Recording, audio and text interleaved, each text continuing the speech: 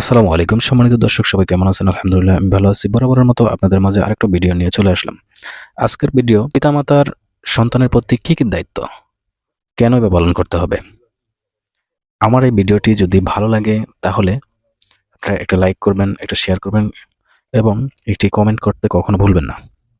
বলছি, পিতামাতার সন্তানের প্রতি কয়েকটি দায়িত্ব হলো: নাম্বার 1, জন্মের পরপরই মেধুস্বরে ডান কানে আজান ও বাম কানে একামত দেওয়া। নাম্বার 2, সুন্দর একটা নাম রাখা। নাম্বার 3, ছেলে সন্তানের জন্য 2টি এবং মেয়ে সন্তানের জন্য 1টি ছাগল আকিকা করা। নাম্বার 4, শিশুকে পুরো 2 বছর বুকের দুধ পান করানো। নাম্বার 5, সন্তানের লালন পালন ও ব্যয়ভার বহন করা।